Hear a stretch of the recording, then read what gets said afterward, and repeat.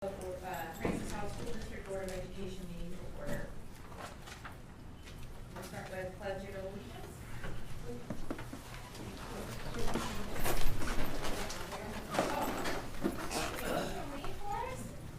Boy, she did all kinds of fun stuff tonight. All right, we're going to be led in the Pledge of Allegiance by Michaela Hardy. I pledge allegiance to the flag of the United States of America and to the republic for which it stands, one nation, under God, indivisible, with liberty and justice for all.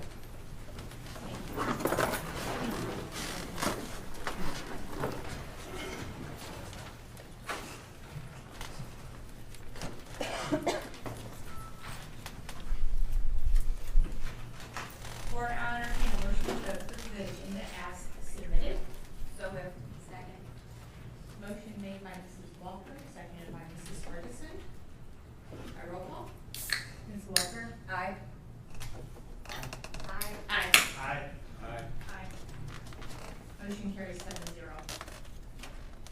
All right, next on the agenda is recognitions. Mr. Michael. Thank you, Mrs. Cope.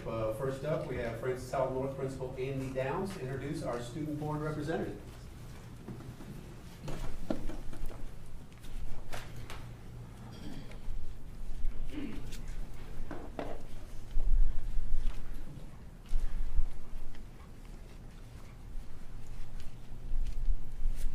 Thank you. It's my privilege to present Jacob Lindner as the student representative for the board tonight. Jacob is a fantastic student, musician, journalist, and chess enthusiast. He is involved in NHS, the marching band, and jazz band, and FHN Publications and the chess club. Jacob loves FHN and loves sharing what is going on with FHN through his constant streaming of events to the community so that they can stay abreast with all that is going on in our school and in the school district community. He is literally everywhere. Jacob's great journalistic efforts have led to many accolades for him. You'll hear about some of those tonight, but it's my privilege to present Jacob Lindner.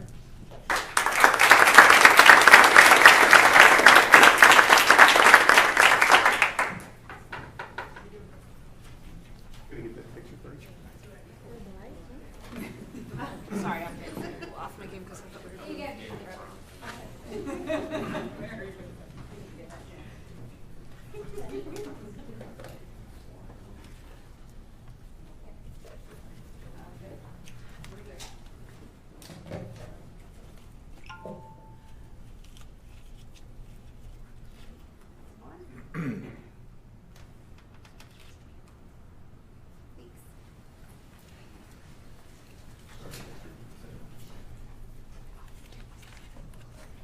So in a consummate coincidence or a stroke of serendipity, our first recognition is also Mr. Jacob Lindner.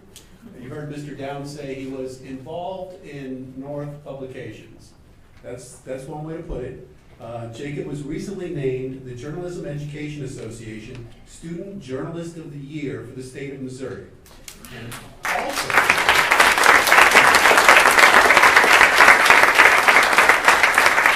in addition to looking very dapper, and also finished as runner-up in the national competition. It's the culmination of an extraordinary high school career, as well as the continuation of a legacy. If it has to do with North sports, it has to do with Jacob Lindner. It was he, with the help of some other students, who established North's live stream, where fans can watch the night's action live online from the comfort of their own homes. It's rare to have a chance to see high school sports online, and even more rare to have students make it happen. Jacob is the school's 7th Missouri State High School Journalist of the Year and the 3rd Francis Howell North student to place in the national competition. He's heading to Boston University in the fall, and his passion and drive will be missed. What he has started at North will live on, however, and hopefully, just as a graduating senior inspired him, his work will inspire others. Jacob Lindner.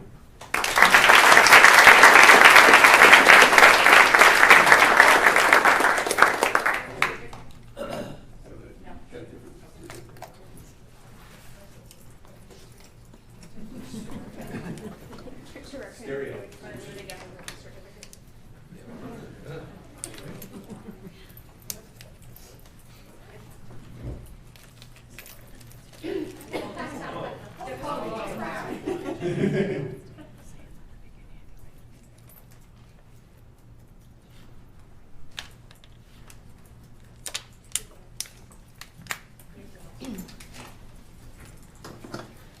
Senior Michaela Hardy has achieved both academic and athletic success at Francis Howell High School, the true definition of a scholar athlete. As confirmation, she was recently named a first-team academic All-American by PrepVolleyball.com and honorable mention All-American by Under Armour. Academically, Michaela has a 4.8 grade point average and ranks second in her class. You may ask yourself, how does one achieve a 4.8 GPA?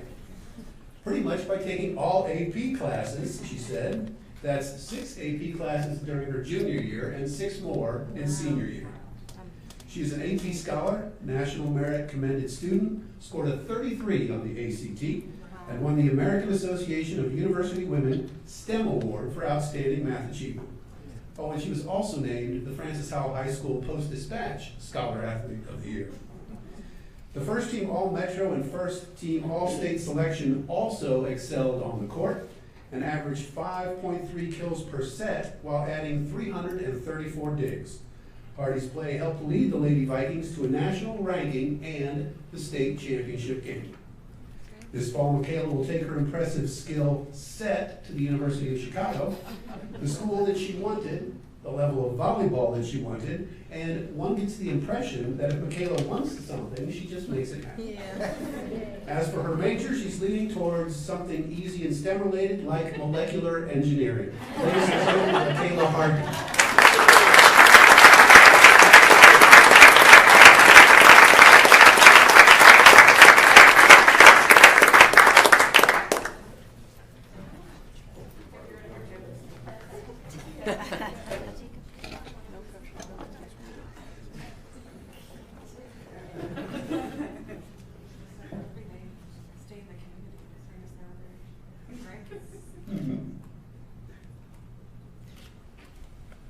Superintendent's recruiting more Hardys.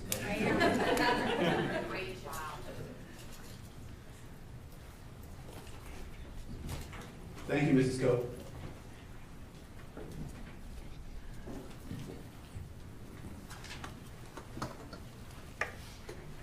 So Jacob, this evening, hopefully they show you how to go through the agenda a little bit. Okay, if not, you have help right next to you. We'd love to hear any comments you have or questions. Feel free to participate in the meeting. Unfortunately, you can't vote, but we'll let you do just about anything else we do up here. Thanks for joining us. All right. Next, we'll have patron comments. So during our patron comment period, patrons are invited to address the Board of Education. Please come to the podium so everyone can hear. Please adhere to the 3-minute time limit. The board is interested in hearing the public's concerns and opinions, but we do not answer patrons' questions during the meetings. Questions and concerns will be addressed by Dr. Hendricks Harris and other appropriate staff members.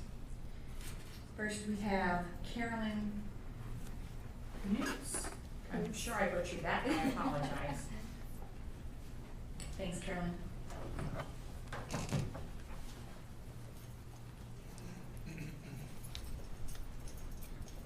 Good evening. It is Carolyn Coons, and it is a hard last name to pronounce, so I don't think anybody ever gets that right. Members of the board, thank you. I want to thank you for your service to the Francis Howell School District.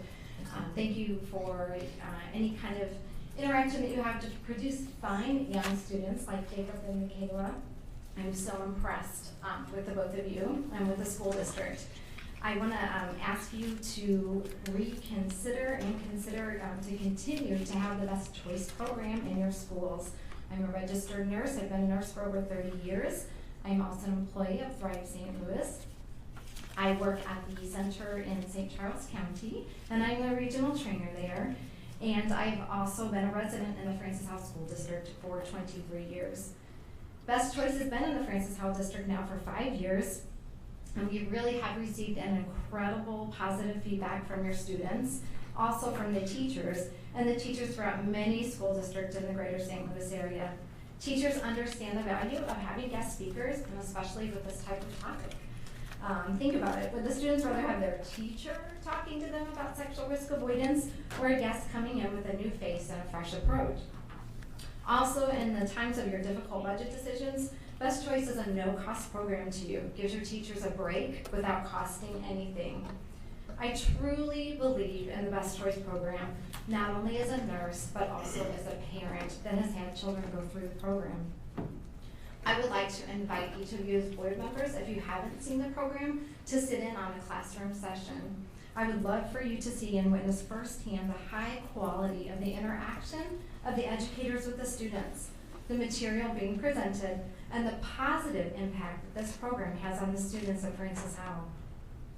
Please take time to ask your own teachers what they think of the program, what they thought of the program when they sat in. Please take time to be educated on this program.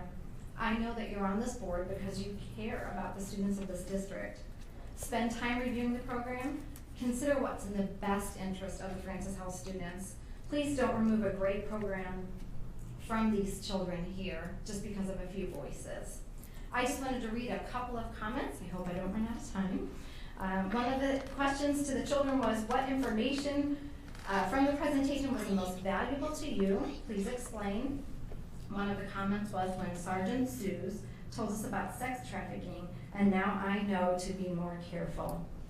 The next question, what would you share? Would you share what you've learned in this presentation with a friend? And the comment was, yes, because I want them to be safe.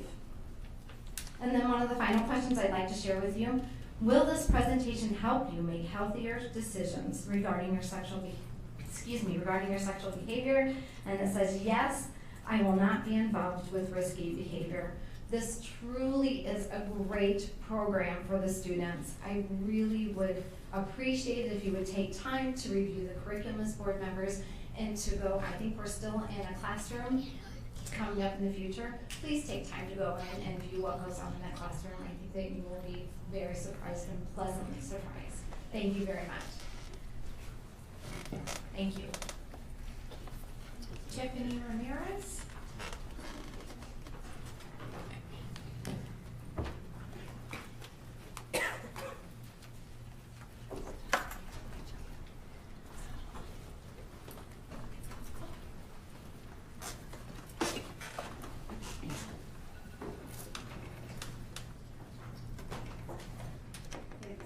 Wedding now, and no, it's okay. And there's not much I can add to all the information she just provided, but again, thank you for everything that the staff and the faculty do throughout all of these schools.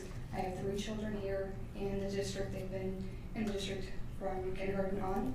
I have 1 in elementary, 1 in middle school, and 1 in high school, 2 who've gone through this program, and they've both come home and told me great things about this program. They looked forward to the classes. My oldest one is in high school right now, and he actually said that was his favorite program that came through. He enjoyed all the information that they provided. He said it was extremely educational. He talked to me about different aspects, different topics that they had discussed, and we really would appreciate any extra thought and consideration to keeping this program in the schools. As I mentioned, I have 1 in elementary school who will be coming up and have the opportunity for this program, and I really would like for you to consider keeping it around as an option. If there's anything else that you guys would like to consider, or sending more information out to parents, or surveying students in middle school who have already taken the classes, or surveying the students in high school and asking them their opinions of, directly from the students who have gone through it. Any time consideration, and if any of you need any help with any of it, or would like to ask, the PTOs to get involved, I'm sure any of us would be more than happy to help. Thank you. Next we have Richard Orr.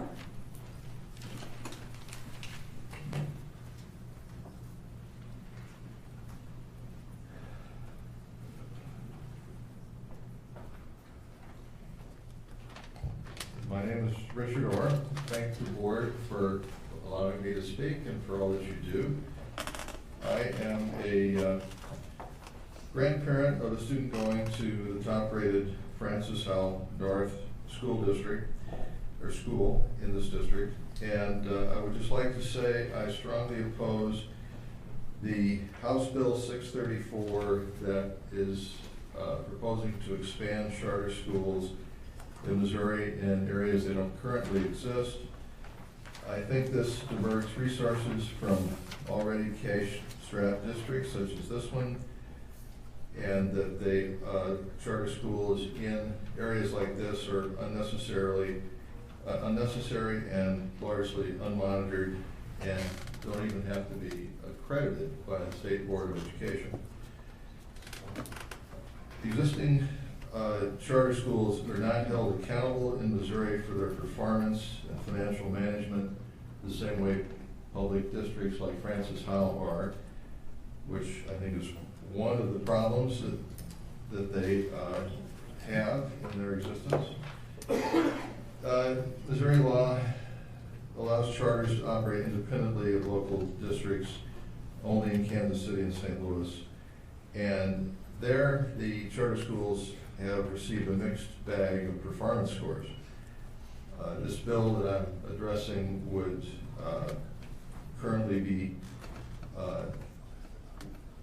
would allow them to expand this and would not any longer require that they be tied to local school districts like this one. I would just quote Democratic Senator Jill Shoup of Creve Coeur when she said, "We know about charter schools in the St. Louis area. What we know is that at least half of them didn't do as well as our St. Louis public schools, which just became accredited again. So I'm not sure why we'd want to invest more public dollars in an alternative that doesn't work," which I tend to agree with. Even the National Charter School Association, a group that promotes charter schools around the country, ranks Missouri charter schools near the bottom, just ahead of Kansas in their performance. So I would just say that I don't believe charter schools should be expanded beyond the areas they currently are allowed, and if they are, they should at least be managed solely by local boards such as this one to ensure maximum accountability for their performance. And I understand there's a pending resolution before the board to say much the same thing, and I'm totally in favor of that. Thank you. Thank you very much. FHEA? FISPA? SAA?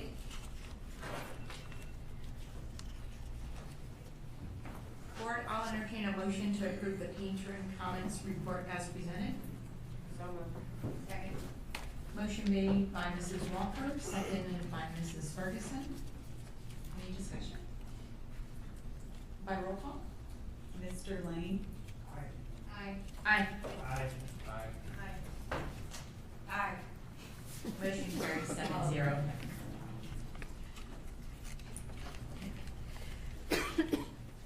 Board, I'll entertain a motion to approve the consent agenda as submitted. Second. Motion made by Mr. Lane, seconded by Mrs. Ferguson.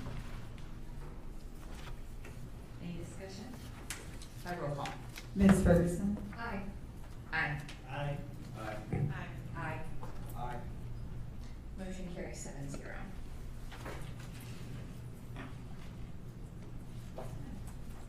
Next on the agenda is the MSBA report.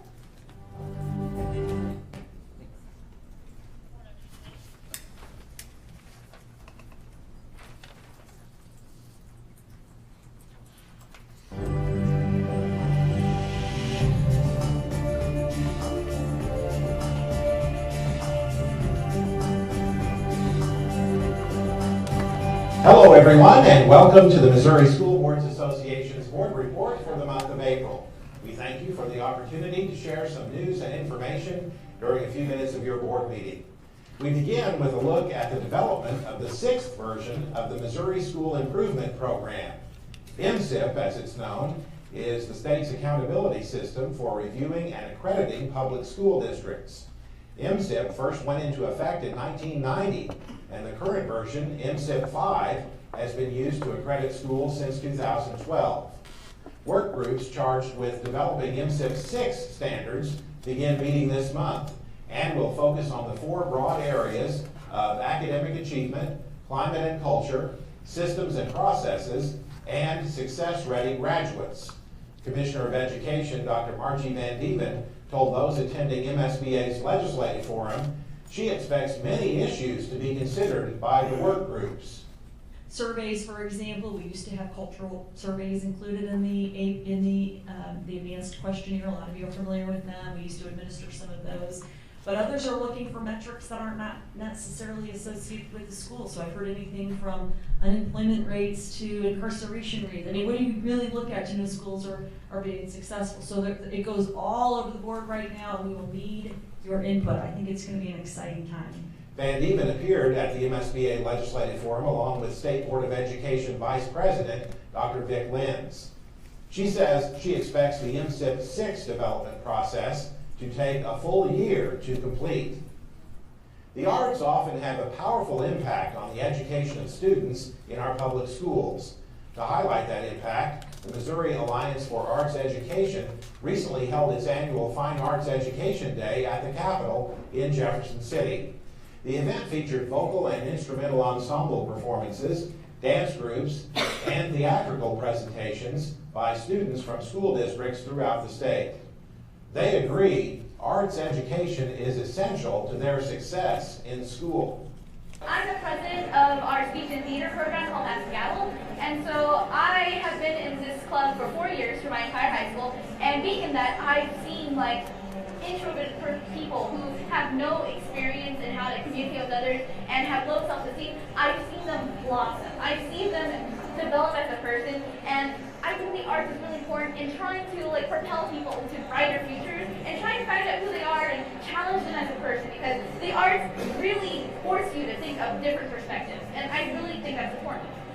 I think the arts have a big validation within our communities and within our state and society. They help let students grow and develop in various ways that I can't even possibly answer, but I just know that with having the arts established and with having the arts here in our state, students like myself are able to find ways to express themselves through personality, but through also characters as well.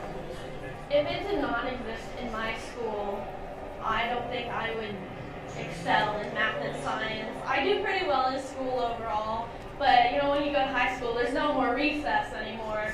You don't have that thing that's catering to your energy, that's catering to your needs. And if I didn't have an acting class to go to, if I didn't have a 6 hour that I felt excited to go to, that drove me throughout the day, I wouldn't pay attention in math class. I wouldn't be ready for science. Not only does it help your grades and stuff in math and science, but it also helps communication skills. Being involved in the arts will get you further in job interviews, and it helps you make eye contact, and you're able to, clearly speak to people. And it's really applicable anywhere you go. The students also had the opportunity to meet with their state legislators and talk about the importance of their arts education experiences. The Missouri Arts Education Alliance believes the arts should be recognized as a core component of the academic curriculum and urges school districts to strengthen the quality and availability of fine arts education.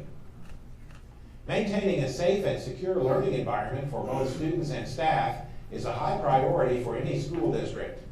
But do you know how safe your schools really are? One of the best ways to ensure a safe school climate is to conduct a comprehensive school safety assessment. Such an assessment, conducted by trained school safety experts, is available through MSBA's Center for Education Safety. The assessment reviews 30 areas related to school safety and provides a framework for identifying issues that might need to be addressed. Contact MSBA's Center for Education Safety for an initial consultation or a safety assessment in your school district. If you've just been elected to your local Board of Education for the first time, congratulations and welcome to school board service. One of the first things you'll want to do is complete the 16 hours of training required by state law and provided by MSBA.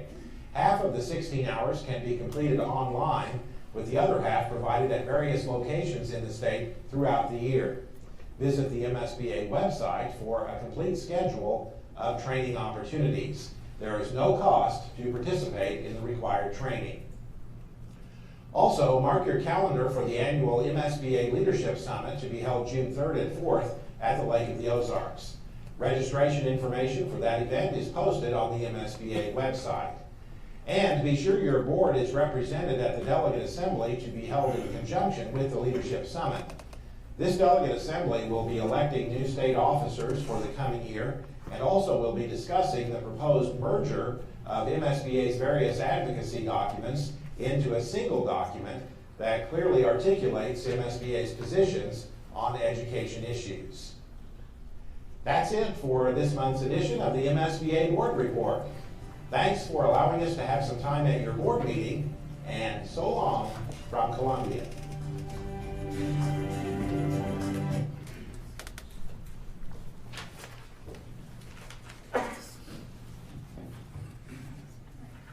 Board, next on the agenda is the curriculum review. It's the first reading, so please make sure you take a look at that.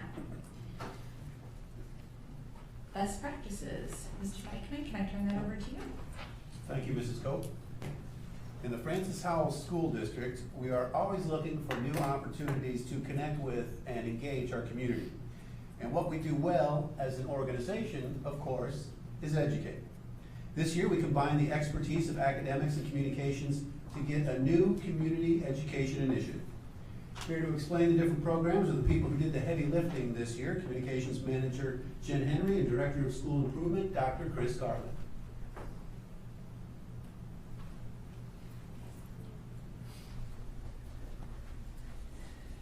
Good evening, Board. Thank you for allowing us to speak this evening. As part of the district's continual effort to better engage our parents and community, the Academics and Communications Department teamed up to implement 3 new initiatives this school year: Parent Speaker Series, Community Education Program, and Parent University. As you know, Francis Howell places a strong emphasis on family engagement. We focus on incorporating the 6 types of effective parent engagement based on the research of Dr. Joyce Epstein, who is the director of the National Network of Partnership Schools at Johns Hopkins University. One of the keys in her research-based framework is parenting. And parenting involves incorporating practices into everything our schools do and everything our district does that help families establish home environments and supports to assist their children as students. The Parent Speaker Series was a district initiative that supports the parenting key by presenting relevant information to help our parents raise their children to be successful. There was no cost either for our parents to attend, which was a bonus. This year we offered 3 sessions. We offered our first one in October, our second one in February, and the third one in April. The topics were current drug trends and how to talk to your kids about drugs. The second one was on social media, a guide for parents. And the last one was just last week, and it was building assets in our youth. Next year, our plan is to hold 3 sessions again, based on the input from parent surveys of those people that attended those sessions.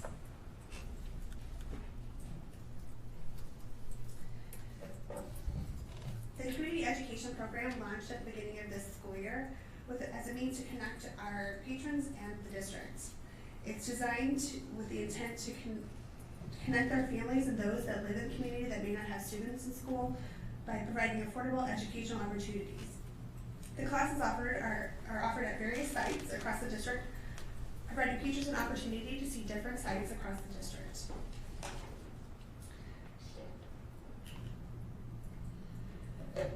Our first class offering was yoga, and our goal was to have a minimum of 15 participants. We had exceeded our goal and had 47 participants. It was a very popular class. 46% of those registered were 50 years of age or older, so we're reaching some of our older community members.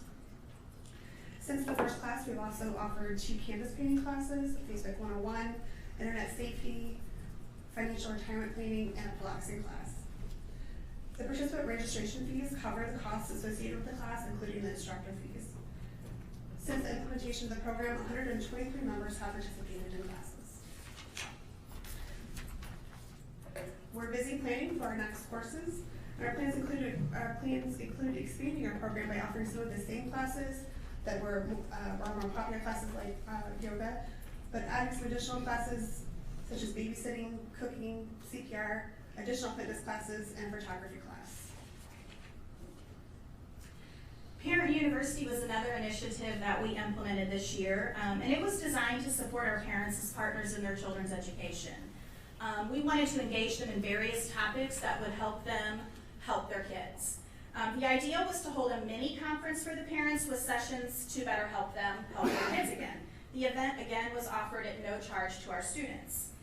The district was able to cover the minimal costs that were associated with the event by charging vendors to come and set up informational tables to provide resources and information to our parents. We had to be creative in these tight times. So our very first Parent University was held this past September. We have plans to hold another one this coming fall, likely in September again. There were 14 course offerings and we tried to focus on 4 different learning strands: academic supports, 21st century learning, health and wellness, and then preparing for college. The sessions ranged from preparing your child for kindergarten to preparing your child to take the ACT. Other session topics included things like good nutrition for growing kids, managing stress for parents and teens, and then how to support your student at home with reading, so literacy at home. We had 13 community partners and vendors at the event, like I said earlier, providing information and free resources to our parents. Our goal for the event was to have 50 participants. We had over 100 register for the event, and we had about a 70% turnout at the event. So we were more than pleased with it being a first event and having that many people come. We are, like I said before, we're in the planning stages already for next year. We now have a video to present to you to highlight Parent University.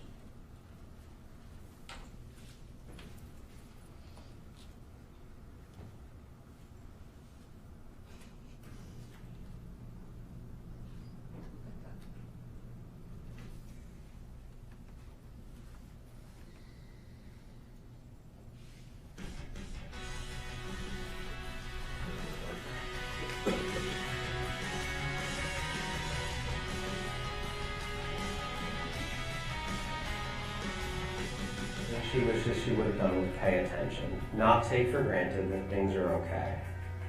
Because even though I can prove to you statistically that some things are better, doesn't mean we don't need to pay attention. It doesn't mean we don't need to be involved. So the Francis Howell School District is continually seeking ways to partner with our families and the community we serve, so we decided to start a Parent University to offer a variety of sessions on topics that would be of interest to our parents ages kindergarten through high school. It's about investing in your kids, as far as there's a whole lot of information, that I wasn't even aware of that comes out here. A lot of different resources that are available to our kids. Gather as much information as you can, and that can only help your kids. I'm always looking for anything I can do to be a better parent, be more informed, and try to just prepare my children for, what's going to come and what's ahead.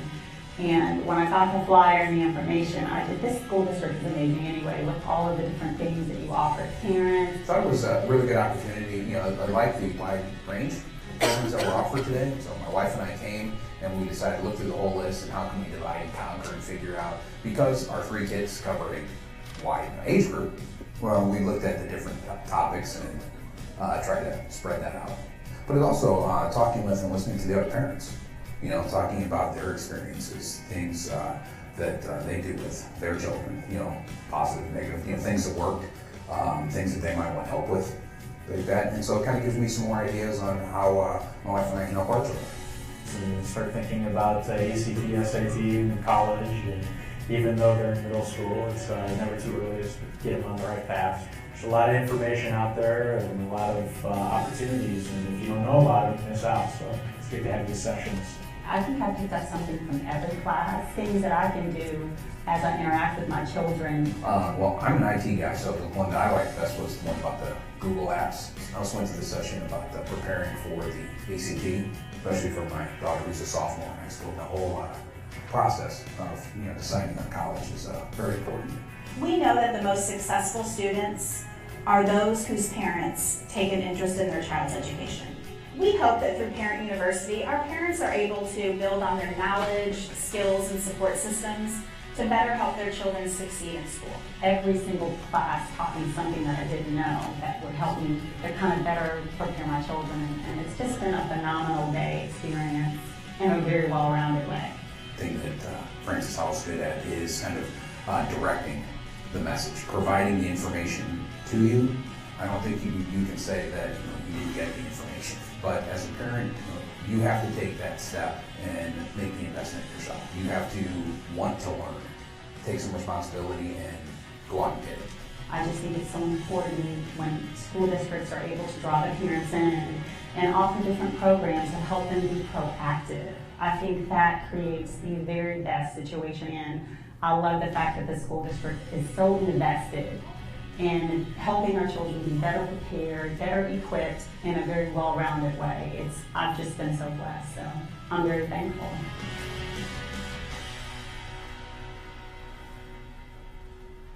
Thank you. Are there any questions? I don't really have a question, but I have more of a statement, I guess. Just trying to reach out more to our community. I shared on my neighborhood app a lot of what the district put out, and based on some of the responses, it looks pretty positive, and it's also a better way for us to communicate with patrons when they say that our communication is not the very best. So it looked like it was a good series, and look forward to continuing it. I just want to say thank you to both of you for providing a variety of opportunities to engage our parents and our community. And I just wanted to point out that that video was produced by communication specialist Joe Richter, who did a great job.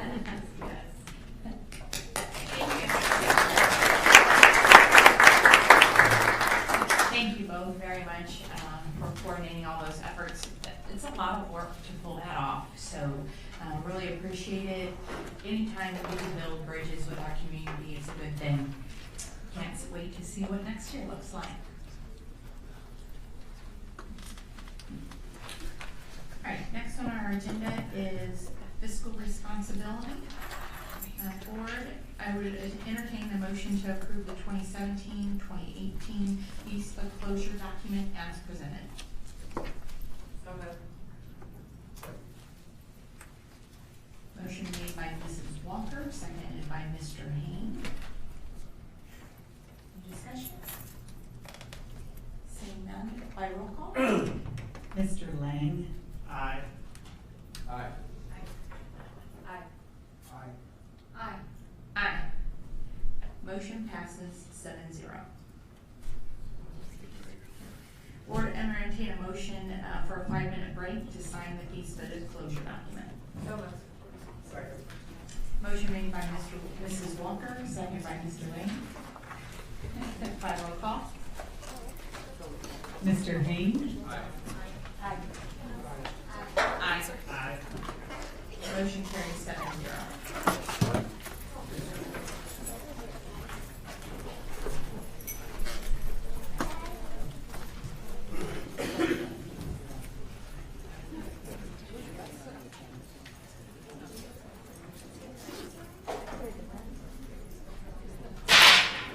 Finally here. Now it's like when we started at 7 o'clock. Crowd's just not what it was earlier in the year.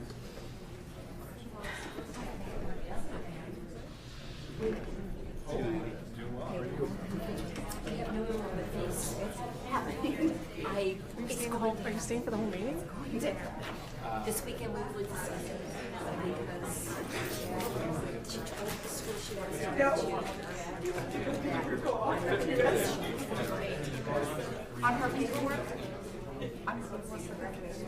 Oh, okay. This is for college. Okay. There's paperwork for graduation. You're right. And there's a picture that says, there was one that said, what's going on your friend transfer? Oh, yeah. What's going on your friend transfer?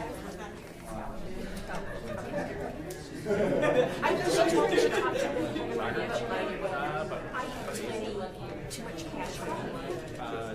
They determined, somebody like I said, I have too much cash on hand that I can afford to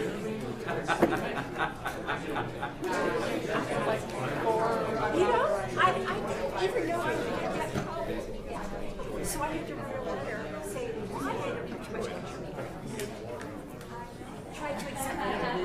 Yeah. And they were supposed to get it back after July the 7th, 6 days.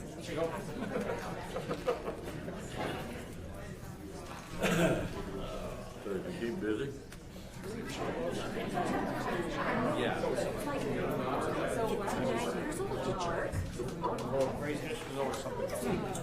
I'm gonna be retired first. How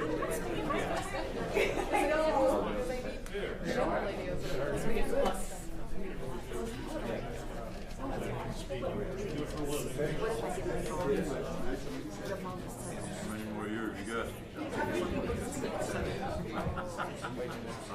Way too many. I think she's really five days, not waiting. Because they have the email by signing letter. This is Thursday. Yeah, if we don't get it tomorrow. If they have the funds to come through, just fine. I trust you.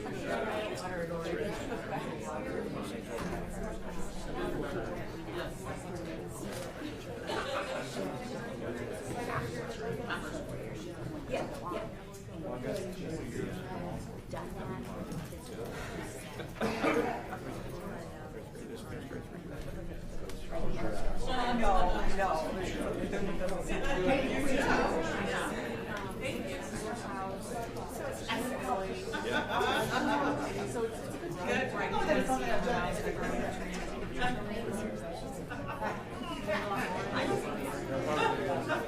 Right.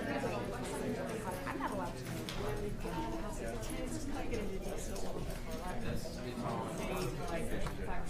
So we did.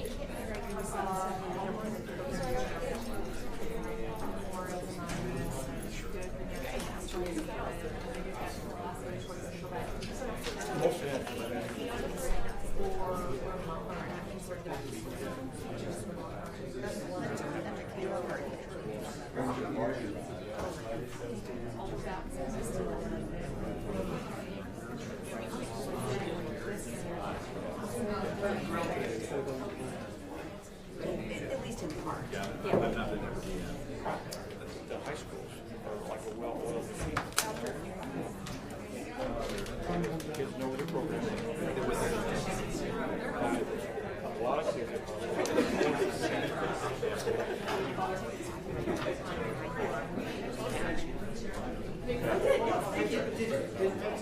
Yeah. Yes, you did. Thank you.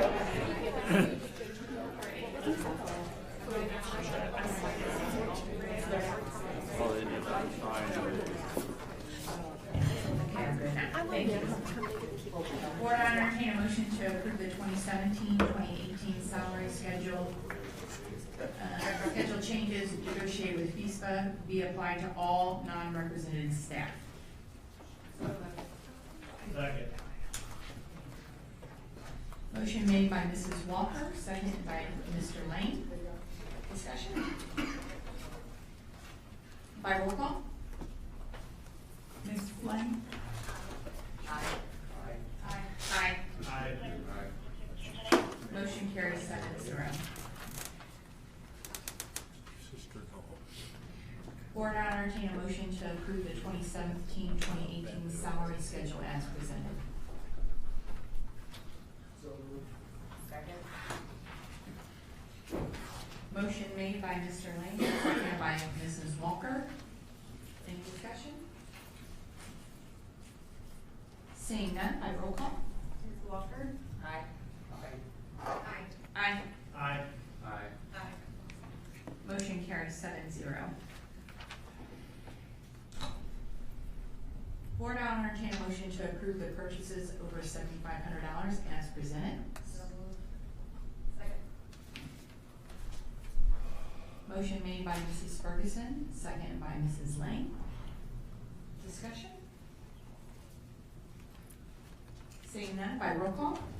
Mr. Lane? Aye. Aye. Aye. Aye. Aye. Aye. Motion carries 7-0. Alright. Monthly financial report, Mr. Supple. Let's see, motion to approve the March 2017 financial statements as presented. So moved. Second. Motion made by Mrs. Ferguson, seconded by Mrs. Walker. Mr. Supple, over to you. Thank you, Mrs. Coe. Just a couple of things that I wanted to point out. We've now concluded 3/4 of our fiscal year, and I'm beginning to work on the projections for how we're going to actually end up this fiscal year. And as I told the full cabinet this week, it's a little bit of science and a little bit of magic. So I do think that we're seeing some positive trends. I think you can see that reflected in the financial statements. We have seen revenue coming a little bit better than expected, and our expenditures are tracking pretty closely to what we expected. So I'm hopeful that we'll have some good news to share with the board at the May 18th meeting when we take a look at the budget, and in conjunction with that, of course, our financial projections.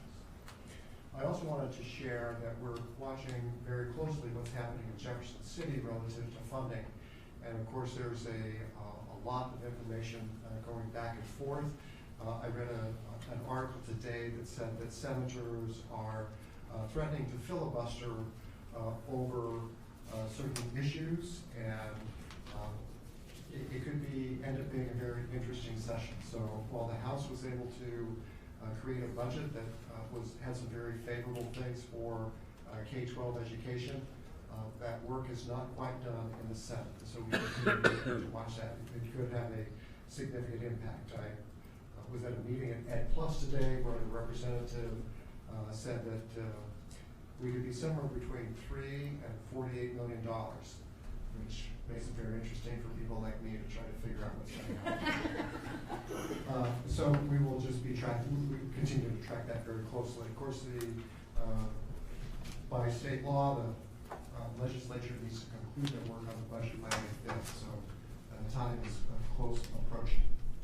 And then I just wanted to let the board know, somewhat in the financial arena, but maybe a little bit back on the previous one, we needed to do some work at Becky David Elementary School, which was done over spring break. And that was of an emergency nature to try to fix a sanitary sewer that was not functioning correctly. And so that work is going to come, the payment for that work is going to come to the board at a future meeting, but the work's already been done because we needed to get that done in the window of spring break. And so we worked very quickly to get that done. And so you will see a purchase at a future meeting for work that's already been completed, but that was the nature of what happened there. Thank you very much, Mr. Supple. Any questions or discussion? Seeing none, by roll call. Ms. Walker? Aye. Aye. Aye. Aye. Aye. Motion carries 7-0. Jacob, you didn't have any questions on the financial statements? Okay, maybe next time, okay? All right. Oh, okay. I don't know if I would be allowed to speak. I was looking over the purchase order is $7,500, and I saw a purchase for my high school, Princess North, from the Average Activities for $15,337.90 for new football uniforms. This confuses me that we would need new football uniforms after having gotten some within the past 5 years, while we keep the same marching band uniforms for decades. I'm a little serious, but yeah. We spend millions of dollars on football fields, adding a new turf field to our stadium, renovating our new baseball fields, which needed it, but could have been done probably a little bit cheaper. And yet we have buckets in the hallways whenever it rains. We have a leaky band room that contracts cockroaches every year. We have a supply closet that connects our band and choir rooms that is just untouched because it's infested with different types of algae, mold, insects, things along those lines that make it borderline inhospitable. And I'm just confused as to why, maybe if somebody could explain, why we feel the need to spend $15,000 on football uniforms every 2 or 3 years, while, again, like our band room leaks, our choir stage haven't been updated in, I don't know how long, probably since 1986. Something along those lines that they're important parts of our school. Sure, I'd be happy to talk a little bit about that. We do have a rotation for replacement of our uniforms, and that's for all of our sports, whatever they may be. And the difference, there's quite a bit of difference between any of our activities. So track and field, those are pretty inexpensive uniforms, t-shirt and shorts. Not a lot of money invested in that. Football uniforms, probably on a little bit higher end. We do have about a 5-year rotation, and when they're done at varsity level, the current varsity go down to JV, and the JV go to freshmen, and the freshmen get retired.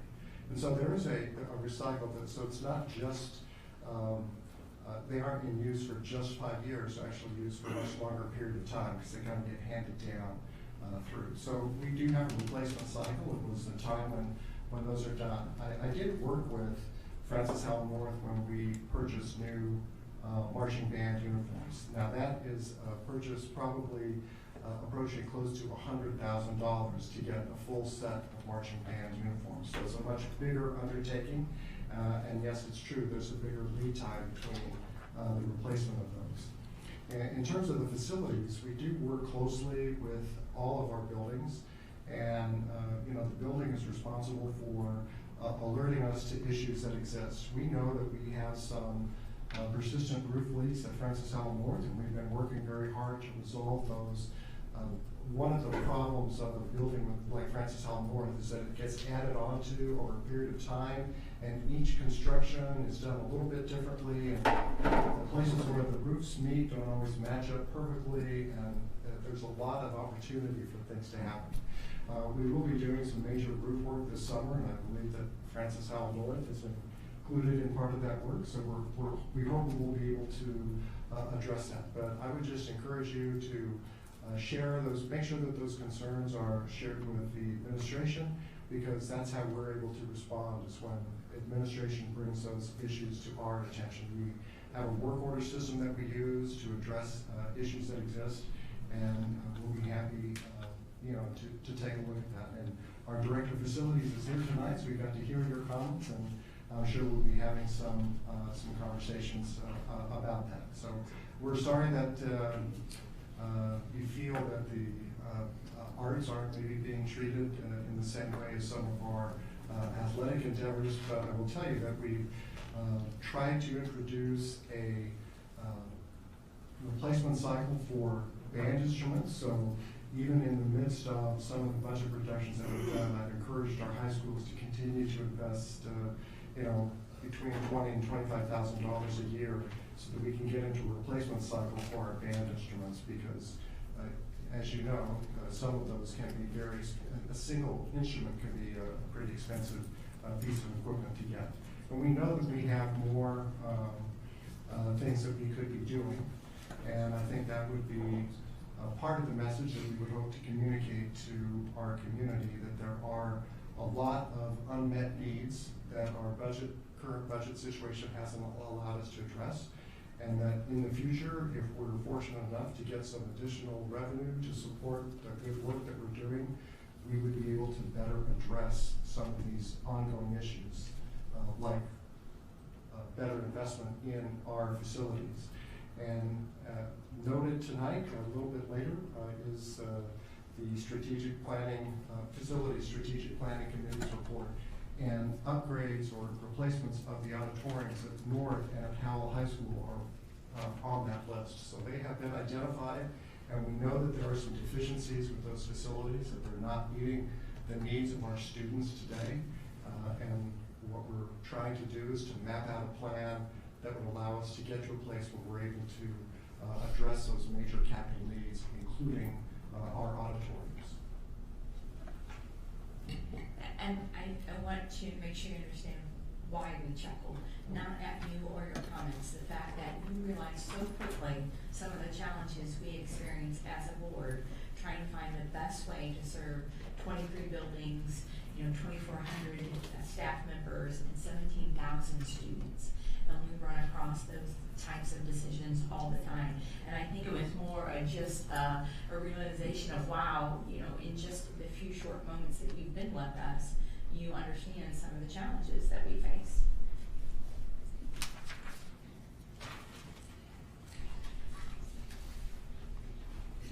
Okay.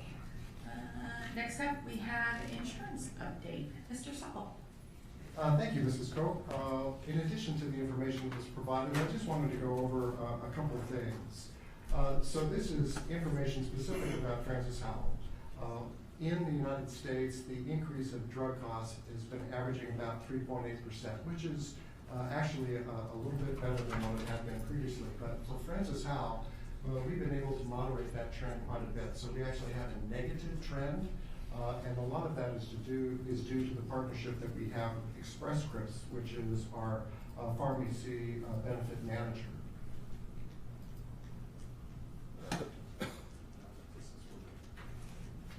Thank you. So this is just an idea about our pharmacy trend. One of the things I wanted to point out here is that our non-specialty, our trend there is actually a negative 16%. One thing that I noted in the report to the board is that we have a relatively small number of people who are on the who are using specialty medications, and two individuals, their medications account for almost 14.5% of our total drug costs. So we need to have some very structured programs in place to moderate what we can in other areas, because there's not a lot we can do to control when we have that kind of an impact. So we do have these utilization management, prior authorization, so we make sure that people are getting the appropriate drug at the right time. Step therapy to make sure that they aren't going to the most expensive drug first. Drug quantity management to make sure that they are getting the right number of pills and not over-prescribing and some of that going to waste. And so as you can see, we had almost $14,000 in savings just through utilization management, and that's just in this most recent quarter. So I think that's some very good results, and one of the things that we work very closely with our pharmacy benefit manager to make sure that we're making sure that people get access to their medications, but that it's the appropriate access at the right time and in the right quantities. We're performing very, very well. I would point out here that the rebates, which is an important driver in that reduction in our trend that I talked about, last year at this time was $172,000, and this year it's $238,000. So we've increased the amount of rebates, which has helped us in terms of our trend. Cancer is a big impact for us. The new treatments that are available are highly effective, but also very, very expensive. And so just some comparisons here that in relationship to our peers, it's, we're relatively equal in terms of how it's by cost, but our trend is significantly increased. So it's, our trend is quite a bit higher than what the other trend is. Our per member per month is a little bit lower, but that trend factor is driving it.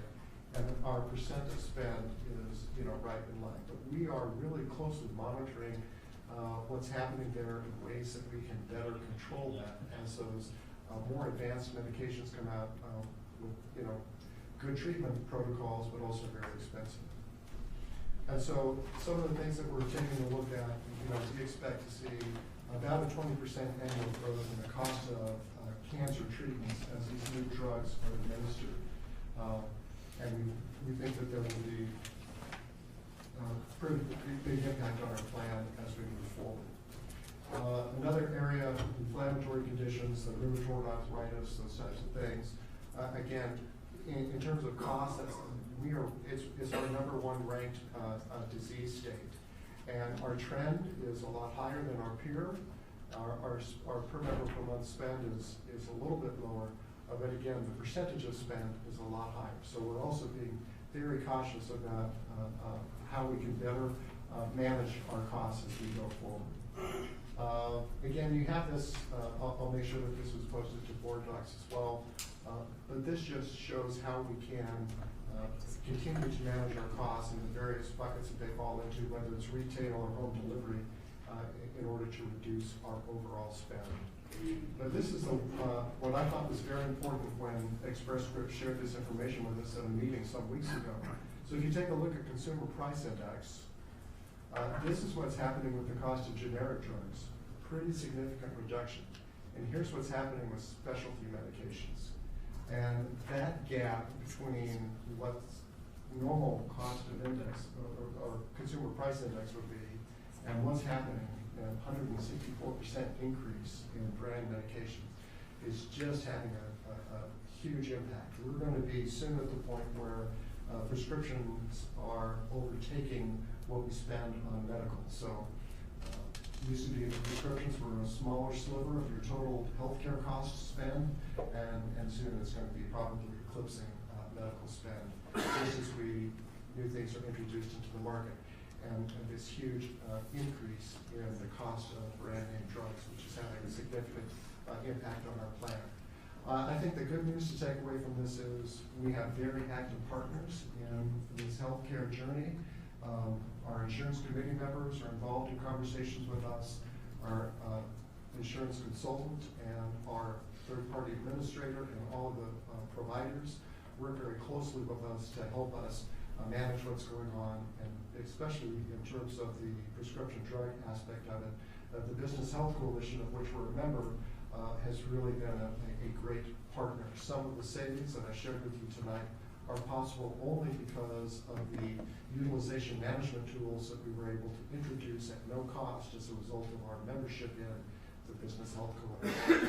So we are going to be bringing some recommendations to the board in June. So I usually don't spend as much time talking about the insurance update, but this helps me set the table a little bit for when we have that conversation with the board relative to the recommendations we'll be making for premiums and other plan design changes.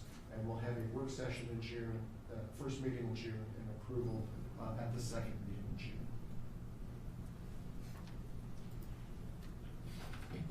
Thank you, Mr. Supple. Board, any questions at this time? Ms. Walker? Did I hear you right that we saved $113,000 in just the first quarter? Yes, that's correct.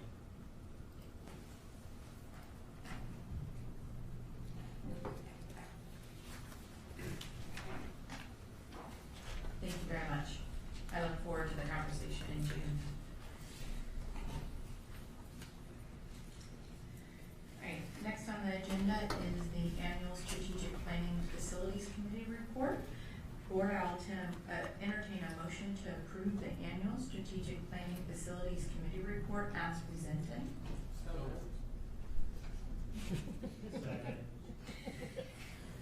Motion made by Mr. Haynes, seconded by Mr. Lane. Back over to you, Mr. Supple. Thank you, Mrs. Coe.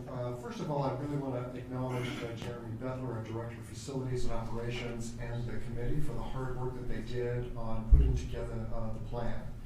A couple things that I think are important for us to keep in mind as we talk about the recommendations that are being made. First of all, the nature of education is changing quite a bit. We had a conversation just earlier this week about spaces within our school buildings, and that trying to gauge what the capacity of our buildings are today has to be done in consideration of how we are changing in terms of our education. We want our kids to be more collaborative, so we need more space for them to collaborate. So while it's true that we might be able to get physically accommodate 30 desks in a standard size classroom, it probably doesn't help us in terms of our educational methodology, because we want kids to be able to get up and move and collaborate and work together. And so building capacity is somewhat constrained by the nature of the changing instructional requirements. And so that's something that the committee talks about. We want to make sure that we're providing the right spaces for our kids to learn and for our staff to work. So there are a lot of things that will be taken into consideration. The committee did identify those significant projects. So we're talking about the big dollar projects that need to be addressed.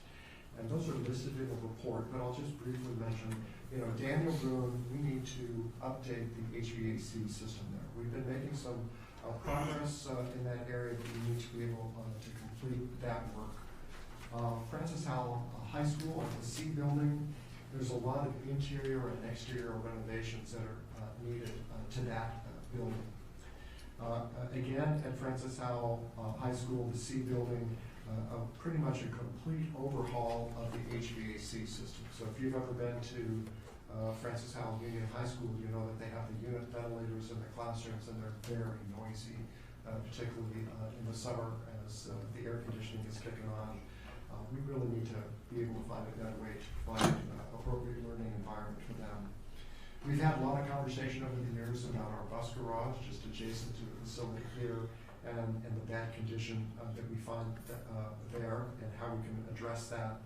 And then to Mr. Lintner's point earlier, the auditoriums at Francis Howell North and Francis Howell High School, neither of those are really appropriately sized for the school populations that we have now, and for the type of activities that we're engaged in now, providing appropriate spaces both in front of the stage curtain and behind the stage curtain to support the work that our kids do. Our senior pals had an opportunity just recently to see the production of Grease at Francis Howell North, and kids do a great job, but we need to provide an appropriate environment for them to do that work. And then also just keeping on the radar that we have made an investment in artificial turf fields at our 3 high schools, and there will be a point in time when that carpet needs to be replaced, the normal wear and tear associated with having all those activities on over a period of years. So the committee has identified those projects. We don't have a dedicated funding stream at this point.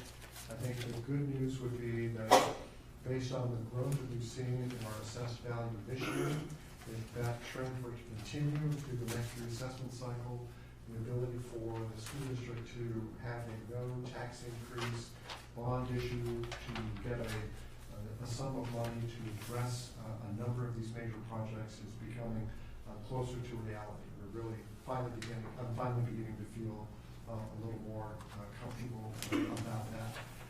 And there are, in addition to these major capital projects that have been identified, just continued focus on our facilities that we continue to upgrade and repair them as necessary, so they continue to be great spaces for our kids to learn and for our staff to work. And to address some of those issues that Mr. Lintner talked about. Our buildings are aging. We just had the celebration for Francis Howell Central. If you got your souvenir T-shirts, you know that it seems like that's a brand new building, but really it's not, and we need to begin to think about how we address those. So the upcoming focus for the committee will really be to take a look at how might we be able to leverage some alternative revenue sources to address some of our issues. So there are a number of energy management companies that may provide opportunities for us to get some work done, something that we could explore. And outside of a general obligation bond, we may be able to issue some leasehold revenue bonds, which is a different financing structure that might provide us an opportunity to get some resources to do that work. The other thing is that they're really going to take an in-depth look at what the committee, what the buildings require. And so really have the committee break up into teams that would take a look at the mechanical aspect, take a look at grounds, take a look at the interiors, take a look at our exteriors, and take a look at safety. and begin to do some significant audit work around where we are and where we would like to be. And then redesigning the capital project list so that we can incorporate the work of that audit and take a look at our life cycle, replacement work that's been done over a period of time, and bring those much more into play as we begin to address what needs to go onto those capital project lists.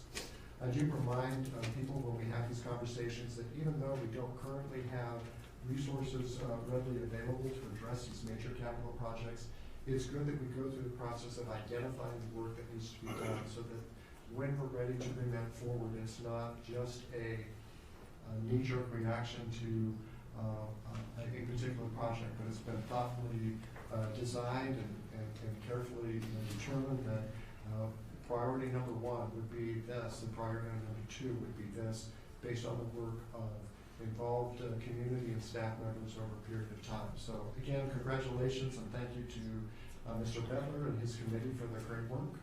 And we'd be happy to answer any questions that the board might have. Thank you very much, Mr. Sutton. Any questions?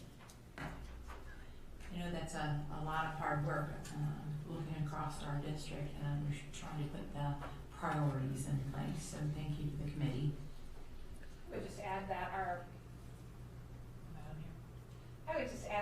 process and the process that's been developed is a model process. So identifying a list of facility projects is a very difficult thing to do in any district, and our committee has done a fantastic job of making determinations and being as objective as possible, including some field trips to some facility sites by the committee to have a deep understanding of the district needs. So as Mr. Stubble said, I appreciate the work of the committee, and it's important that you all know that we are the creme de la creme when it comes to facility decision making across the state. Thank you. Mr. Lane. I just wanted to say, being a part of the committee along with Mr. Hain and Jeremy, there's the way it's figured out with the weighted index. It's not like there's certain people from certain buildings that will get more stuff.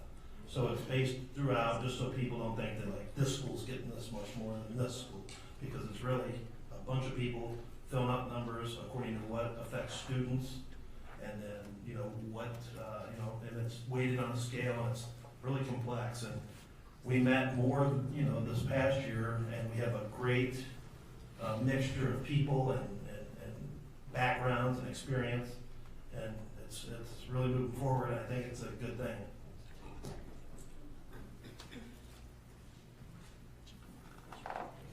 Mr. Lane? The elephant in the room, I think of Central Elementary School. Are Becky David and Daniel Boone becoming outdated? Are we putting good money into that? I worked at Becky David and I know some of the buildings there. It's old. Well, we just recently made a very significant investment in Daniel Boone, so I think that in terms of building life cycle, we've added quite a bit of time to Daniel Boone for sure, just based on the investments that we've made, the additional classrooms, the new cafeteria, and so forth, the renovation of their library, media center, learning commons. That being said, the renovation of their HVAC system is at the top of the list there, because it's just old and needs to be done. So I think we have still a lot of years left in Daniel Boone, and I think the same would be true for Becky David. A little bit different situation. It becomes very difficult to find a solution that would work for an elementary school because you don't really have a place to go with 800 or 900 kids for a year or 2 years when we're building a new facility. We have a little bit of a luxury at Francis Howell High School because we inconvenienced ourselves a little bit and built a new school on the parking lot while we have the school is still taking place in the old buildings. And there's a little bit of a ballet to make that all happen, but I think it might be a little bit more difficult to consider that type of an approach at an elementary school because you don't have the same physical plant to make that kind of a decision. But that being said, I think we've made some very careful investments in building structures. We know that there's, Becky Davis, one of our oldest elementary schools, and we really need to be aware that older buildings bring with them a lot more problems. But I think they're solvable. I don't think we've reached the point where the building envelope is not something that is manageable or sustainable. Mr. Nate? Yeah, and I'll just add, we have an age line for every single one of our buildings and all the components in each building. So that might be something that, you know, we provide to you because, you know, obviously the board and being on the committee, each Jack, we've worked with it for a number of years, but each building, we have the roof, we have the equipment, we have the shell, and there's an age line for all components. And we decided years ago to develop that so that we could have a idea of what was coming down the pipe. You know, we're going to need to replace air conditioner. We're going to have 10 roofs going to be replaced in one particular year. So that way gives us that information up front so that we can be proactive to react to potential problems.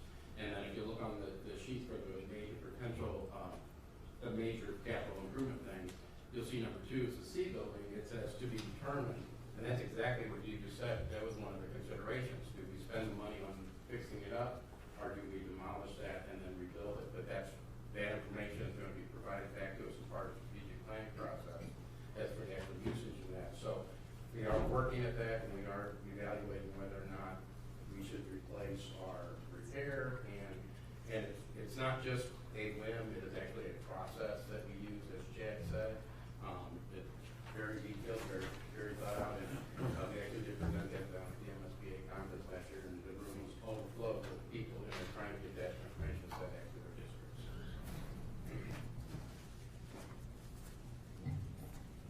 Okay. We do have a motion on the floor to approve the annual strategic planning facilities committee report as presented. Is there any more questions or discussion? By roll call. Mr. Lane? Aye. Aye. Aye. Aye. Aye. Aye. Aye. Motion carries 7-0.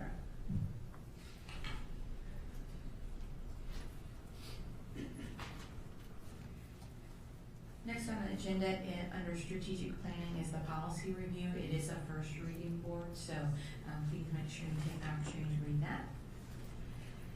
Item B is charter school expansion resolution. Board entertain a motion to approve the resolution to not expand charter schools. So moved. Second. Motion made by Mrs. Walker, seconded by Mr. Lane. I would just like to point out that late in the day, we made a change to the resolution. It originally had said that it was a resolution against a specific House bill, and we changed the title of it just to be a resolution. So the more broader scope is kind of what we had talked about, which was make a resolution to not expand charter schools versus specific to one bill, which may get changed, might be a different bill, and we don't want to be in the habit of bringing resolutions every time one of those things happens. So. Mr. Hill. Yeah, I just wanted to point out that, you know, while I don't have any major disputes with this, I believe there's many different ways to get your message across, and have a relationship with a lot of the legislators and different things that I can get a phone call them and say, or they'll call me and say, I got this idea or this issue, or what do you think about different things like that. And sometimes in going with some very generic, very general thing, you know, sometimes you cut off some of those avenues of communication. So, you know, we can all accomplish the same thing in different ways, but I want to be supporting this. Board, any other questions, discussion? By roll call. Ms. Ferguson? Aye. Aye. Aye. Aye. Aye. Aye. Motion carries 6-1-0. The board, if you'll staff committee to sign the resolution, please. All right, before we go into work session, I just want to take a minute to thank Jacob for joining us today. Your comments are always welcome. Please express them. We do look for all members of our community, especially our students, to help us make our decisions as we take the district forward. Do you have anything else you'd like to share with us tonight? Thank you for hearing what I had to say. I made a few notes, and I appreciate being able to express myself on behalf of my entire student body, fine arts department more specifically, but the entire school.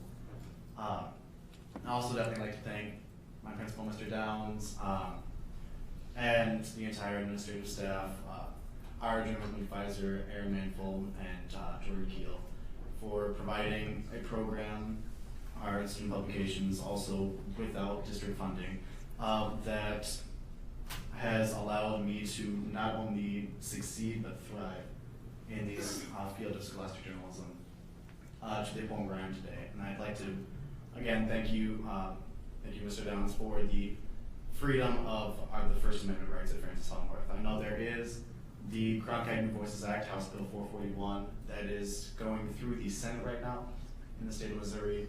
I would like to urge everyone voting to support House Bill 441 that will secure the entirety of First Amendment rights for all scholastic journalists throughout the state of Missouri. That's not just high school, that includes some public colleges or facilities for higher education. And again, the task force, I would urge you to maybe consider helping out the roof at Francis Hall North and other such projects that will continue to make not only my school but the entire district better. Thank you again. So we're going to go into work session, which means we're going to join each other down here. You are welcome to stay, but you also are free to go if you like.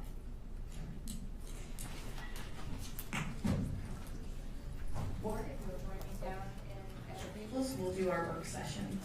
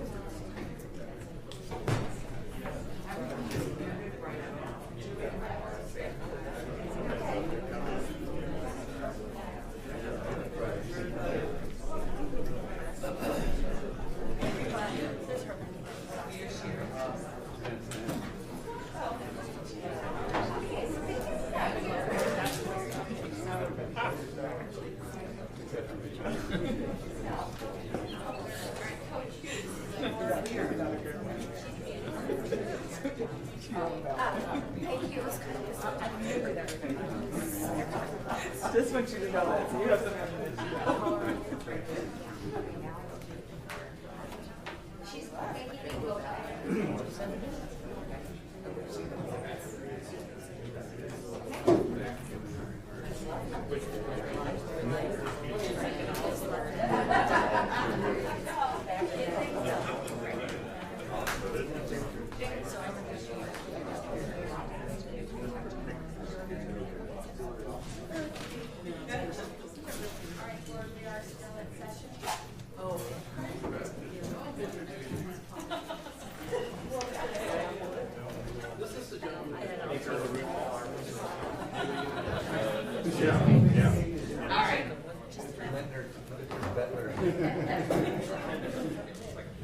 This could be a good thing. Our board will continue, so what we're entering into now is a work session, and we have some information going to be presented to us regarding the task force that we had set up.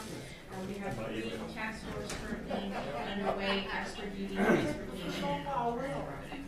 I'll just remind the board that January 19th is the board meeting where I asked for some feedback regarding regarding what task forces we were interested in moving forward. And as a matter of policy, those, I was taking the temperature to see where, which task forces would have some support.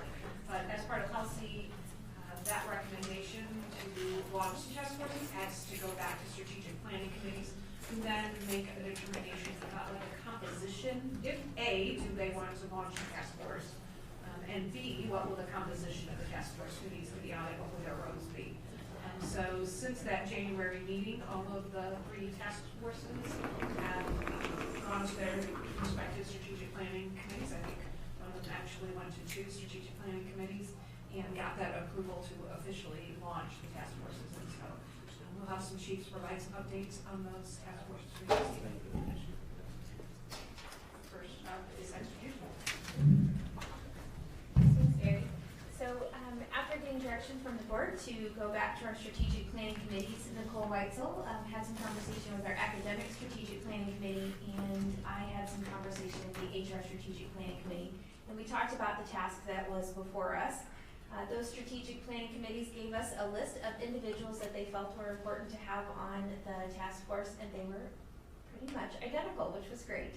So we do have an administrator from each, started with an administrator from each level, middle school and high school, a teacher from each level, as well as a coach and a sponsor from each of those levels, and parents from middle school and high school, as well as a student representative to provide some voice. Mr. Hain is our board representative, and we had FHEA there as well, and Lady King was there with us as well.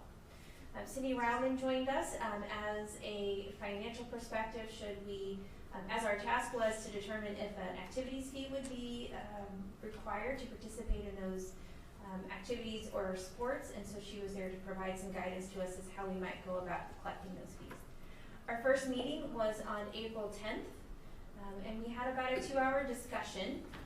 No resolution or direction just yet, but we did spend a lot of time discussing our goal. We shared lots of information with the task force regarding the recent reductions in the extra duty offerings over the last several years and kind of where we are today as far as our offerings and what types of activities and sports that we offer to our group. Next, we talked a little bit about just the cost of participating in those activities outside, in the dance band, those types of things, the extra things that those students choose to do besides maybe cheering on the football field. And so what are some of the financial implications that our families are already facing when attaching their students to those groups? And then we had some conversation about what other districts throughout the area are doing in regards to an activity fee. We had some discussion about Melville, Troy, Webster Groves, and the activity fees that they have in place and how the impact that maybe they had in their districts with that fee, and did that have an impact on participation or whatnot. Our task force had lots of questions, so we are going back and gathering some information. It seemed as if they were leading towards a recommendation to have some sort of an activity fee, as they would like to preserve the offerings that we currently have for our students, but they have not made that decision just yet. And so we have lots of information to go together and to bring back to them. Our second meeting is April 26th. We have asked some elementary voices to come to the table, as there was some discussion about having that activities fee spread out amongst all levels. Any sport or activity that has a stipend associated with it for a coach or a sponsor. And so we want to be sure that we give the elementary parents and staff an opportunity to share. Nicole, would you like to add anything? No, but there was one other district that we also, during the meeting, we received information about Kirkwood's that was then added to our list of districts that have an activity fee.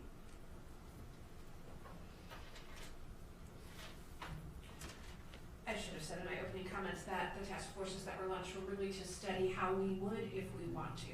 And so their recommendation will not be to do or not to do, but if you wanted to, if we determined that there is a need and a desire to have it, from this case, an activity fee, here would be how this task force will recommend after doing some research going about that. So that would be the type of recommendations that would come back to the board, not necessarily you need to or you 2022, but at some point in time, when you all desire, this will be our recommendation, so I should have clarified that for you.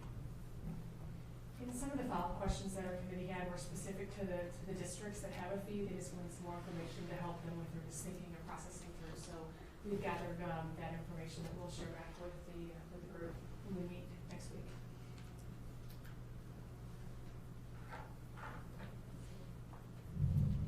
So in general, how do you think the committee is going? Are the different members engaged? Are they actively participating? Are they open-minded and thinking through things? How do you feel the committee itself is working together? I think they're a very cohesive group. I think we had a lot of discussion. It felt like we had several voices at the table. Our parents were very involved in our conversation. They were a dance parent, robotics parent from middle school, and I can't remember.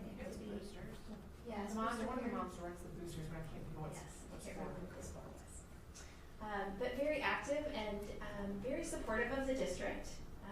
Very interested in keeping activities and sports and the offerings that we have, not hoping to help keep away from future reductions. And they understand the impact that it has on students to have this attachment to school.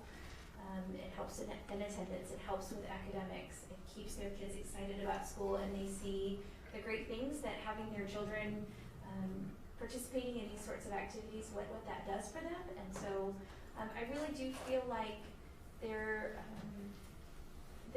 I think their recommendation will probably tend to be something along some sort of an activity fee, if that helps us keep the offerings that we have available for students now. Thank you. Not being part of that committee, I just was curious if there was actual reps from Belleville there for like firsthand actual feedback and not hearsay or. We did not. We had our activities director, Scott Harris, contact the activity directors in those school districts and get some one-on-one information from them, and then he shared that with Ms. Weitzel, and we were able to present the information that was shared from those districts.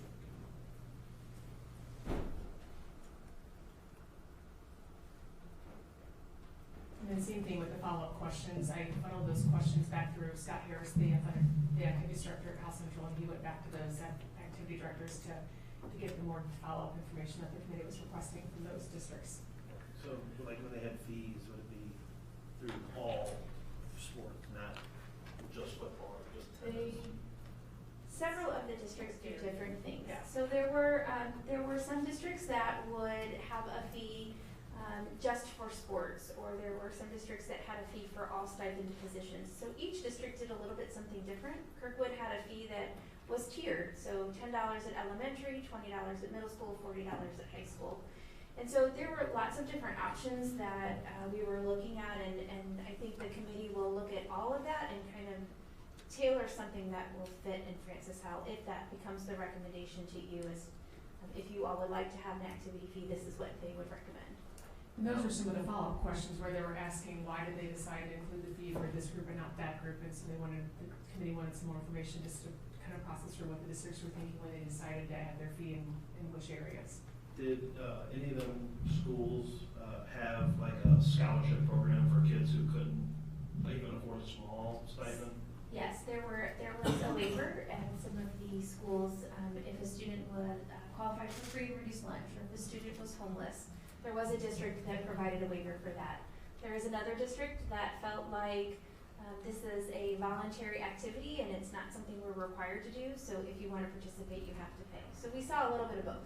And one of the districts allowed for a payment plan, so you could pay for it during the course of that sports season.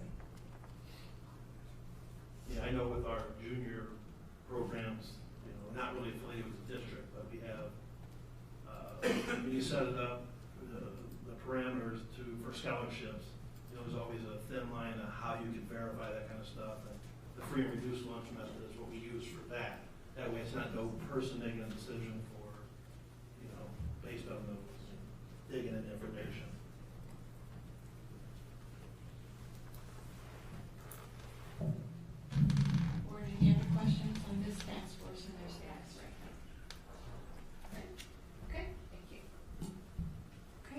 next to over to Mr. Sobel. Thank you very much. So I want to talk to you first about the Transportation Task Force. We have, through the Finance and Operations Committee, we went through a very similar process and we identified the roles and the voices that we felt needed to be represented on that task force. So those people have now been contacted and all of them have confirmed. We of course have a representative sampling, hopefully getting various, touching all of the attendance areas in the district, but also the various roles of teachers, parents, support staff, administrator, and then community members as well. So our first meeting is scheduled for May the 15th. In the interim, we have been gathering a lot of information about various things that can be done or have been done elsewhere, so that we can bring that information and facilitate those conversations. We do want to have certain experts available in the room to help us with those decision-making processes. So first student will be an ad hoc member of the task force because we need to have their routing expertise and their knowledge of the system to help us make good decisions about what might be a feasible recommendation to bring forward for the board's consideration. So again, task force roles have been identified, members have been selected, they have committed to participating in that. We've been collecting a lot of information. Our first meeting is scheduled for May the 15th. Quick question for you. I know with the extra duty task force, it was kind of presented, and you guys can correct me if I'm wrong, the way I understood it is we are looking for a certain amount of funds so that we do not have to make any additional cuts. Is transportation looking for a certain amount of money, or is this wide open, or, I mean, because I'm just trying to figure out exactly which, if they've got the same purview that extra duty one had, or a little different, or how we're doing this. I see the purview as a little bit different, mainly because there are a lot of opportunities to restructure our transportation program, and so we need to find what's going to work best for us. The conversation is going to begin with discussion of are there opportunities to reduce the number of buses that we utilize on a daily basis by providing walk zones for kids to get to school. But I don't think that that's going to be the sole focus of the committee. I was at a meeting today along with Mrs. Frayne and Deanna Cruz from academic side to talk about homeless transportation and how we can work with a consortium of school districts across the area to reduce what we're spending on homeless transportation by finding a more efficient way to deliver those services. So I think that would be a component of this work as well, and that is a springboard or a way to talk about other things that we might be able to do. Are there other things that we haven't thought about yet that could make our system more efficient? And that's why it's important for us to have some of the experts in the room who can bring that tinge of reality to those discussions. That it sounds like a great idea until we really get into the operational aspects of it, and it becomes a little bit impossible to do. And one last thing is, part of the conversation, I know that there's been different discussions at various points in time throughout, over a large number of years, on whether to own or lease transportation. Is that going to be part of this committee, or is that a separate entity in itself? I see that as a separate discussion. Otherwise, that would be the only thing that they would end up talking about. So I think that the opportunities for the opportunity exists to maybe right-size a little bit our current transportation operation. Not ruling out the possibility that we won't have, conversations about that, but that's maybe a separate discussion as well. I agree with Mr. Stoppel in regards to, I think the purview is different. I think that there are ways that we could cut some of the transportation services that we provide, not just walk zones, but there are some other things, just one example that I know that Matt has shared in the past week is just things like transition day. So we're cutting that, save us $40,000. And what are some other things that are some services that we have been able to provide that we just can no longer? I think one of the things that we have realized since you all approved moving forward with the task force in January is that walk zones probably are not doable by next school year. So this is gonna take a lot of study, a lot of looking at, a lot of Google mapping, a lot of conversation and a lot of communication with our community in order to make that consideration. So we did want to get do some background research and then also ensure that we had the right people at the table moving forward. So that's kind of a big update there. I just want to say that although I'm excited that First Student, our transportation service, will be participating because of their expertise, I think we just need to also be aware on the committee that it is their services that we will be affecting. So to make sure the conversation is full disclosure that we're working with the provider of our transportation services and to be aware of that in the conversation.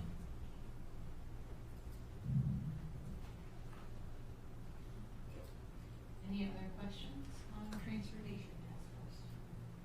I do have a small one. Just being active on social media, through the neighborhood apps and stuff, the biggest thing I see in here still is the efficiency. So I understand we talk about this and we understand what we're saying, but still trying to get the communication part out to, and I try my hardest, and it's hard. And I know most of my neighborhood probably would be a walk zone. And it might clear up, because they say buses coming through, back and forth, 3 kids on it. And we know that there's circumstances behind that, but trying to explain it to the person who sees it every day. So I'm still really interested in the walk zone. I know it's not everywhere, but at least in my type of neighborhoods. Except for my granddaughter. They live on the same street. And I think those are the kinds of things that are complicated. So certainly your neighborhood is close to the school and there are some sidewalks, and the entrance to Cosley is extremely dangerous. And so. But there is 2 paths. Yes, so those are some things that need to, that research needs to be done and that committee needs to consider. Board, any other questions on this task force? Okay, thank you, Mr. Sutton. Next. And next is the non-tax revenue task force. So the core team met, and so we have Jack Heaton, Renee Schuster, and Cliff Stevie from the Finance and Operations Committee, and Anita Keener is serving as well. And we are taking a little bit different approach because whereas the extra duty has a somewhat constrained idea that we're going to take a look at the activities that are currently stipended and do we charge a fee and what is it and how blah, blah, blah. We found that with non-tax revenue, there's a wide range of opportunities, and what we really need are a series of mini committees to attack each one of those. The overall goal, though, is to try to find a way to generate on an annual basis additional revenue that's not coming from tax sources that would equal about 2 or 3% of the operating budget, or somewhere between $3 and $5 million.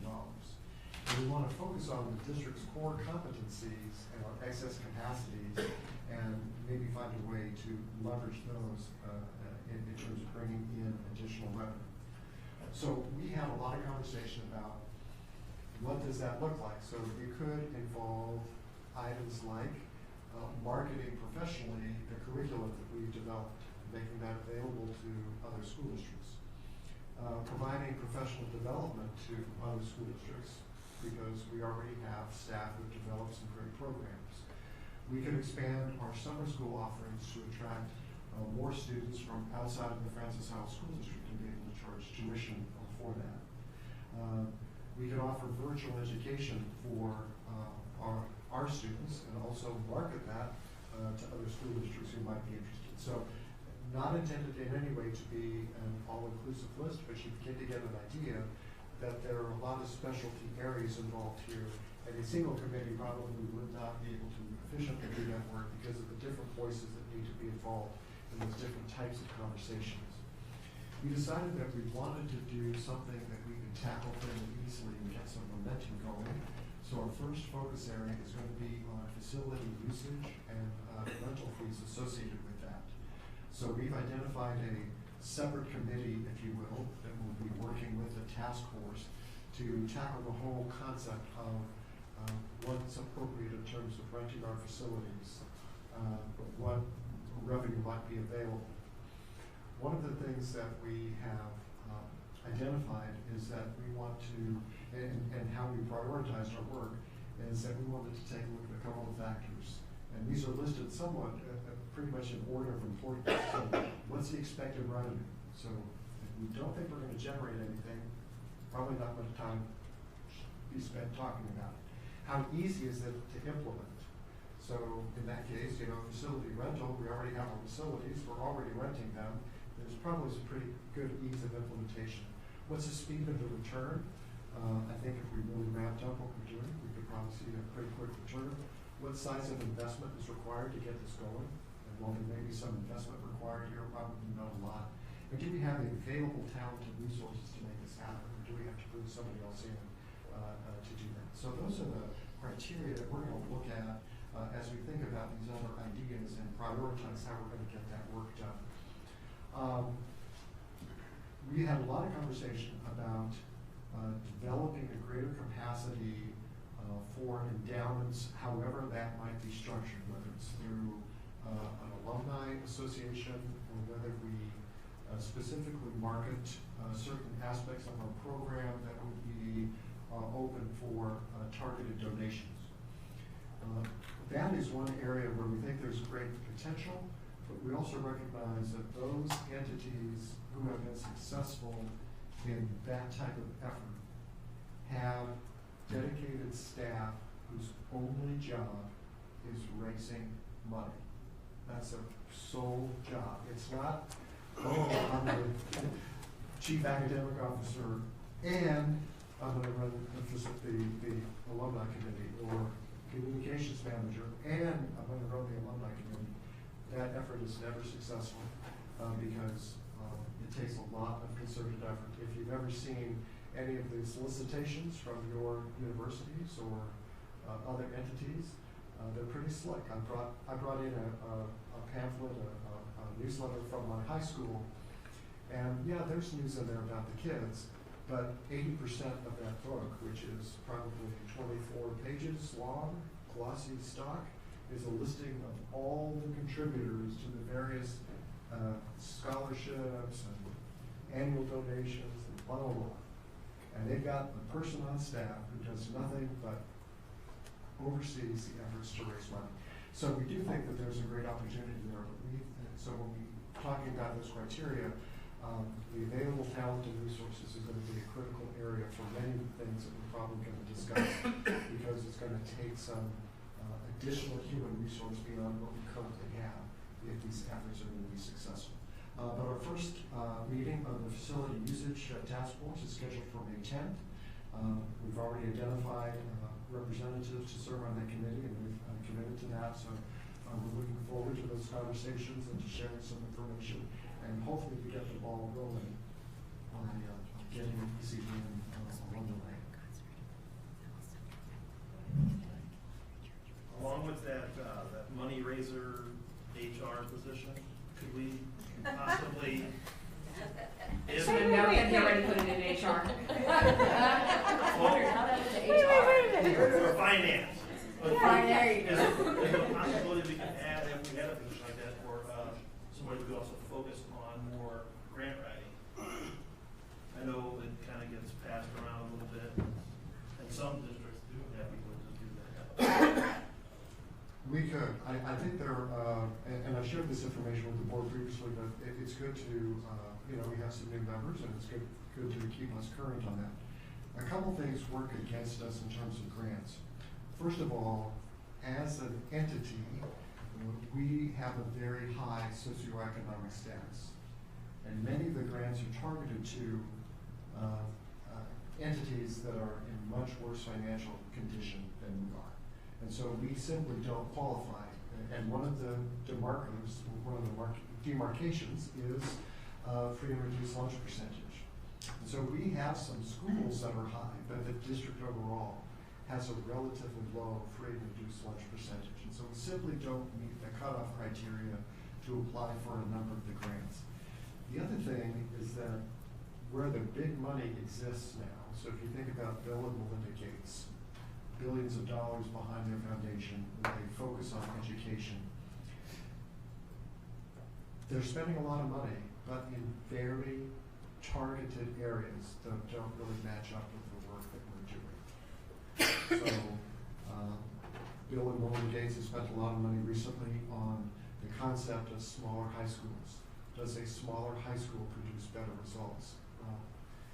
It might be nice to be engaged in that work, but we have a long history built around our high schools, and I don't know that would be consistent with the work that we're doing. So I think those are the two things. One, we're not poor enough to qualify for a lot of the grants that exist. And two, the initiatives that are constrained by socioeconomic status are very focused, and those don't typically match up with the work that we're currently doing. That being said, we're not opposed to taking a look at additional grant opportunities, but I just want to set the stage that it's not that the school district has been inattentive or unwilling to participate in the grant writing process. It's just that the forces behind the funding mechanisms are working against us. I didn't hear anything about sponsorships. Sponsoring a football team, a baseball team, being on the uniforms. I think that was part of the targeted donations. So I think that would fall under that whole fundraising umbrella. I didn't hear any specifics, so I was just Well, curious. we haven't formed that piece of it yet. Again, we want to kind of bite these, eat the elephant one bite at a time. So we're getting started with facilities utilization, and the core committee will make a decision about what the next item to tackle will be. We certainly talked about opportunities for sponsorships in various ways, whether that's signage on buildings or other means of advertising, or, as I said, directed sponsorship of a classroom even. That we will have an opportunity where you could actually sponsor Mrs. Jones' third grade classroom if you wanted to do that. But you have to map out what that really means. How much you're going to ask for, and what's it going to be used for, and it's supplementary to what we're already doing. Are you a gold sponsor or a silver sponsor? Exactly. Or a green plan? Whole range of things. I do think you've heard a long list of options for that group to look into. I think that group is going to have a much longer task. I see that being it. We might be approaching the board at some point about that being an ongoing committee versus a task force. Tie into our strategic planning. It's very possible. Any other questions on this task force? Thank you very much, Mr. Sepple.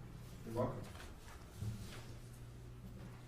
I think we're at the point in our meeting that we're going to turn it over to Dr. Grace Harris for superintendent comments. Yes, thank you. This week, Francis Howell celebrates School Volunteer Week and all the selfless individuals who donate their time and talent to help students in our schools. And the board members also fall into that category, so we want to thank all of you as well. Earlier this month, we honored 231 graduating seniors at the 4.0 luncheon that I know many of you were able to attend. The luncheon was held in their honor at Old Hickory Golf Club. The group of Francis Howell students achieved a grade point average of 4.0 or above throughout their high school career. All three of our high schools have received certification for the PLTW engineering program, which demonstrates quality and commitment. As a result, students will be eligible for preferential college admissions, college credit, scholarships, and other opportunities. 40 Francis Howell School District high students will represent the district at the International DECA Career Development Conference in Anaheim, California later this month. DECA's programs and activities develop skills for careers in marketing, hospitality, finance, and management for students in high schools and colleges worldwide. We've recently been given access to some data from the Department of Elementary and Secondary Education. that shows Francis Howell School District has a higher academic performance than most districts in the St. Louis region with lower operating expenditures. It's been validating to see this on a chart and see the excellent return on investment that Francis Howell School District provides. Francis Howell School District, in partnership with the Midwest Recycling Center, will be hosting a community-wide appliance and electronics recycling event Saturday, April 29th from 9 a.m. to 1 p.m. at Burbis Service Center. So we would encourage anyone that wants to give anything with a plug to drive through that event. A couple of updates from today. Today we saw off Dr. Patty Lee, who serves in the Navy and has been deployed to Djibouti. We're honored to have Dr. Lee on our staff. We appreciate the sacrifice she and her family are making, and we look forward to her return. And then finally, we have received some very sad news today. One of the PTO presidents from Warren Elementary died unexpectedly last night. We've heard many stories today about Miss Raines and her impact in Francis Howell. Our thoughts and prayers are with her children and her family.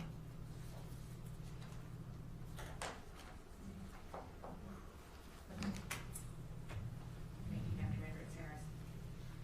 Next on our agenda, we have upcoming meetings. We'll first discuss May 9th, which is our St. Charles County Joint Board of Education meeting. Anything additionally to discuss there? So we have networking, then the board meeting. I know we've been receiving some RSVPs.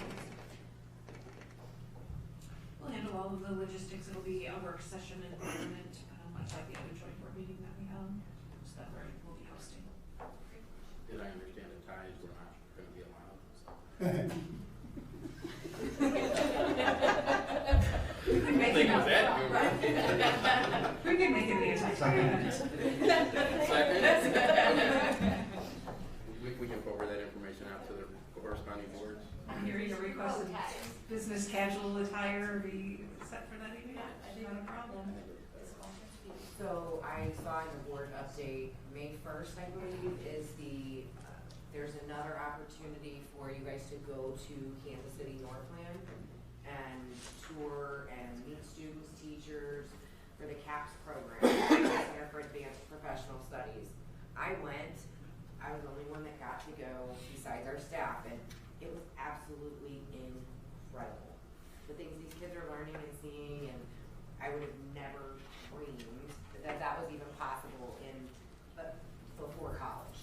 So if any of you can get away for that, I'm telling you that day is well worth it. So hopefully you guys can get a minivan and we can all go. And is CAPS going to be part of the conversation on the 9th? The actual staff from CAPS will not be in attendance, but we'll be able to provide some information from them. In addition, if May 1st doesn't work for you, as we know it might not, we know we're running out of days this school year where the students there will be in session, but we will certainly try to get up a fall visit for others that are interested. It was difficult to take all of those that might be involved in such a